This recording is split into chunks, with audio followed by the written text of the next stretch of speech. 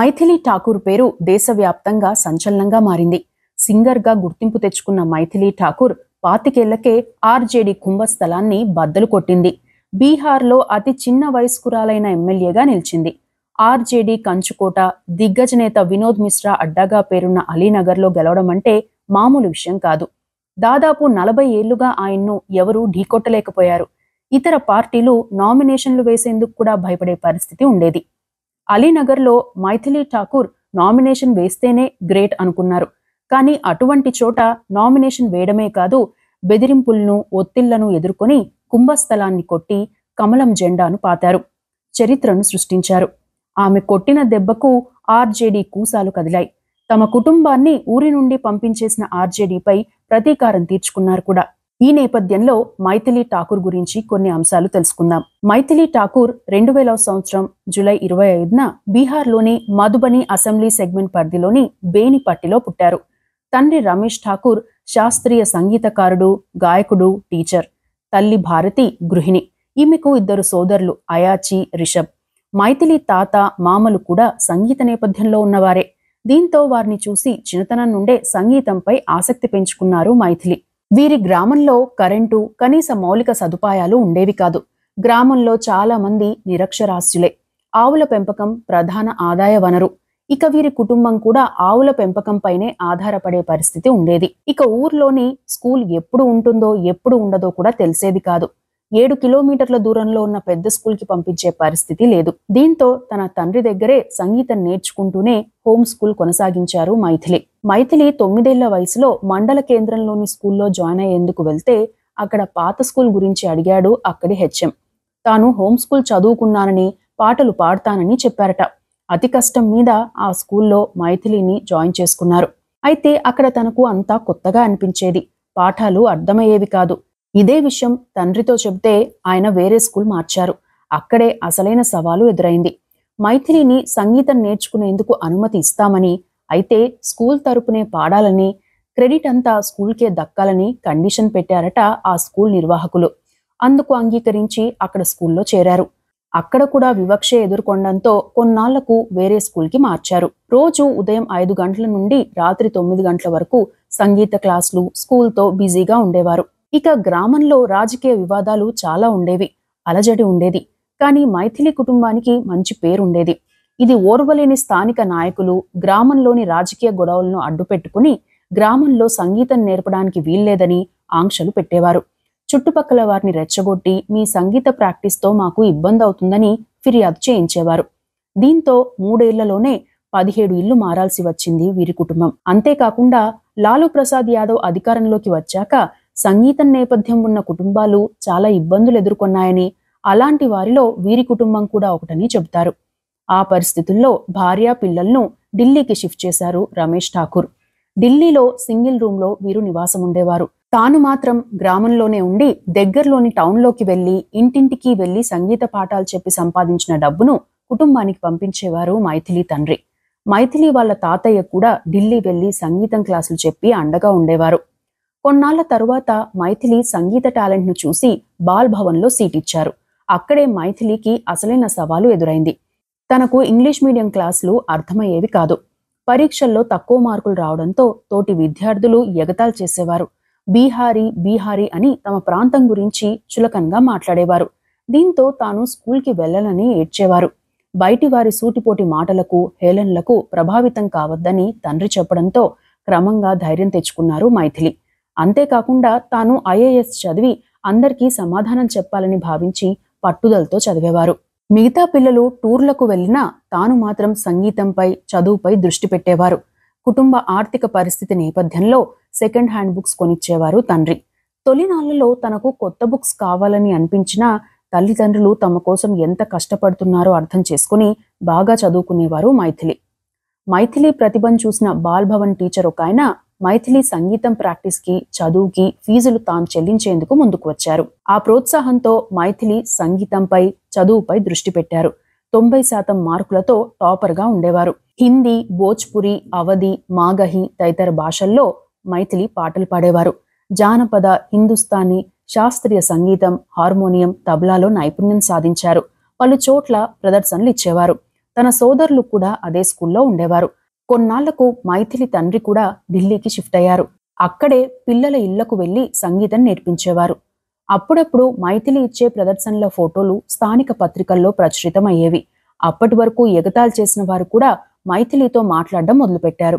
అయితే నువ్వు అంతకుముందు ఎలా ఉన్నావో ఇప్పుడు కూడా అలాగే ఉండాలని తండ్రి హెచ్చరిస్తూ ఉండేవారు.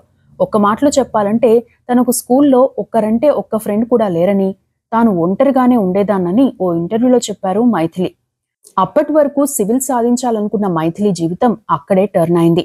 Little champs reality TV show కోసం తండ్రితో కలిసి ముంబై వెళ్లారు. టాప్ 20లో నిలిచి ఎలిమినేట్ అయ్యారు. ఆ ఫెయిల్యూర్ మైథిలిలో పట్టుదలను పెంచింది. 4 ఏళ్ల పాటు కష్టపడ్డారు. 2015లో ఇండియన్ ఐడల్ జూనియర్లో పార్టిసిపేట్ చేశారు. ఆ తరువాత రైజింగ్ స్టార్లో పాల్గొన్నారు. 1% ఓటింగ్ తేడాతో రన్నరప్ గా నిలిచారు. అయితే తనకు ఓటింగ్లో వెనుకబడిపోవడానికి సెల్ఫ్ ప్రమోషన్ లేకపోవడమేనని భావించి 2017లో ఫేస్బుక్ పేజ్ను స్టార్ట్ చేశారు. తన అప్డేట్స్ అందులో పోస్ట్ చేసేవారు. అప్పుడే మైథిలికి తన తాతగారితో పాటు పలువురు గురువులు ఓ సలహా ఇచ్చారు. కుటుంబానికి ఉన్న సాంస్కృతిక నేపథ్యంతో ముందుకు వెళ్లాలని, జానపద శ్లోకాలపై దృష్టి పెట్టాలని, సంప్రదాయాలను కాపాడేలా కృషి చేయాలని చెప్పారట. అందుకోసం మైథిలి ప్రయత్నించినా మొదట ఎవరూ స్పందించలేదు. దీంతో యూట్యూబ్ ఛానల్ని, ఇన్స్టా పేజ్ని క్రియేట్ చేసి అందులో పోస్ట్ చేసేవారు. భక్తి పాటలు, ఫోక్ సాంగ్స్ పాడేవారు. కొన్నాళ్లకే పాపులారిటీ వచ్చింది. లక్షల్లో ఫాలోవర్లు పెరిగారు. పలు చోట్ల కచేరీలు పెట్టాలని ఆహ్వానాలు వచ్చేవి. అలా మరింత పాపులర్ అయ్యారు మైథిలి. కొన్నాళ్లకే దుబాయ్, హాంకాంగ్, అమెరికా తదితర దేశాల్లో ప్రదర్శనలు ఇచ్చారు. ఇక మైథిలి రాజకీయాల్లోకి ఎలా వచ్చారు అనే అంశానికి వస్తే, మైథిలి ఓవైపు ప్రదర్శనలు ఇస్తూనే చదువును కొనసాగించారు. ఢిల్లీ యూనివర్సిటీలో BA పూర్తి చేశారు. అదే సమయంలో తమ కల్చర్ని కొందరు నాయకులు విమర్శించడం, కళాకారులను హేళన చేయడాన్ని గమనించారు. కల్చర్కి ప్రాధాన్యం ఇచ్చేలా ప్రచారాన్ని మొదలుపెట్టారు. ఆ సమయంలోనే అంటే 2020లో బీహార్ ఎన్నికల కమిషన్ మైథిలిని స్టేట్ ఐకాన్గా నియమించి ఓటు హక్కుపై ప్రచారం చేయించింది. బీహార్ సాంస్కృతిక అంబాసిడర్గా కూడా ఆమె పనిచేశారు. బీహార్ జానపద సంగీతానికి చేసిన సేవలకు గాను 2021లో ఉస్తాద్ బిస్మిల్లా ఖాన్ యువ పురస్కారంతో సంగీత నాటక అకాడమీ సత్కరించింది. 2023లో తమ సొంత నియోజకవర్గమైన మధుబనికి మైథిలి ఠాకూర్ను బ్రాండ్ అంబాసిడర్గా నియమించింది ఎన్నికల సంఘం. ఇక 2024లో అయోధ్య రామమందిర ప్రారంభోత్సవ సమయంలో మైథిలి పాడిన మా శబరి పాట ప్రధాని మోదీని ఆకర్షించింది. ఆ పాటపై ప్రధాని మోదీ ప్రశంసించారు. కేంద్ర ప్రభుత్వం తొలిసారిగా నేషనల్ లెవెల్ కంటెంట్ క్రియేటర్లకు అవార్డులను ఇచ్చింది. అలా అవార్డులు పొందిన 24 మందిలో ఒకరు మైథిలి ఠాకూర్. ఆ ఏడాది Bihar cultural ambassador of the year గా ఎంపికైంది కూడా. ప్రధాని మోదీ, రాజ్నాథ్ సింగ్ తదితరులతో పలు అవార్డులు అందుకున్నారు. తన కెరీర్లో దాదాపు 40 అవార్డులు సాధించారు మైథిలి ఠాకూర్. గత 3 ఏళ్లలోనే తన ఫాలోవర్స్ ని 1 కోటి మందికి పెంచుకోగలిగారు. ఢిల్లీలో తాను చదువుతున్నా సొంత ప్రాంతంపై మమకారంతో తరచూ సొంత గ్రామానికి వచ్చేవారు. అయితే అక్కడి పరిస్థితులు, వివక్ష, రాజకీయ నాయకుల అవినీతి మైథిలిని కలిచివేశాయి.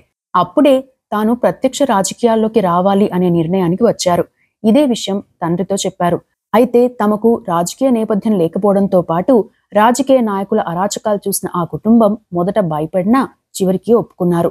గతంలో స్థానికంగా కొందరు నాయకులు తమ కుటుంబాన్ని ఇబ్బంది పెట్టిన సమయంలో బీజేపీ కల్చరల్ వింగ్ మాత్రమే మైథిలి కుటుంబానికి సపోర్ట్గా నిలబడింది. ఒక రకంగా చెప్పాలంటే కాపాడింది కూడా. ఊళ్ళో అందరూ బంధువులే అయినా తాను సంగీతం ప్రాక్టీస్ చేస్తే చంపేస్తామనే బెదిరింపులు ఎదుర్కొన్న టైంలో తమ కుటుంబానికి అండగా నిలబడిన బీజేపీలో చేరాలని అనుకున్నారు మైథిలి ఠాకూర్. అంతేకాకుండా సంస్కృతి, సంప్రదాయాలకు ప్రాధాన్యం ఇవ్వడంతో పాటు పార్టీ విధానాలు నచ్చి 2025లో బీజేపీలో చేరారు.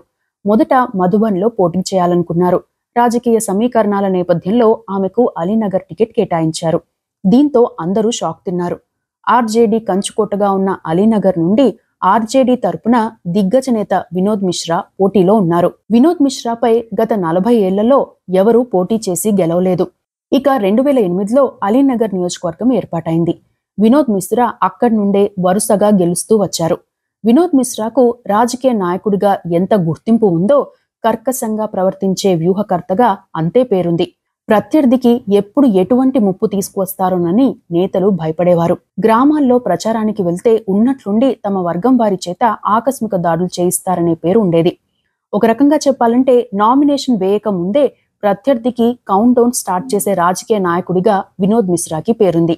అందుకే 40 ఏళ్ల పాటు ఆయనకు తిరుగు లేకుండా పోయింది. అలాంటి నిజమైన జంగల్ రాజుగా పేరు తెచ్చుకున్న వినోద్ మిశ్రాపై రాజకీయాల్లో ఓనమాలు కూడా తెలవని మైథిలిని పోటీకి దింపడం ఏంటనే చర్చ రాష్ట్ర వ్యాప్తంగా నడిచింది. అసలు మైథిలి నామినేషన్ వేస్తే చాలా గ్రేట్ అని చాలా మంది భావించారు. ఆర్జేడీ వాళ్ళైతే నామినేషన్ వేస్తే లేపేస్తాం అని బెదిరించారు కూడా. జేడీయూ నుండి అసమ్మతి వచ్చేసింది. కొత్త అమ్మాయికి టికెట్ ఇవ్వడంపై బీజేపీలోనే సహాయ నిరాకరణ మొదలైంది. అయినప్పటికీ బీజేపీ అధిష్టానం అండతో మొండిగా రంగంలోకి దిగారు. నలుగురితో కలిసి ప్రచారం మొదలుపెట్టారు.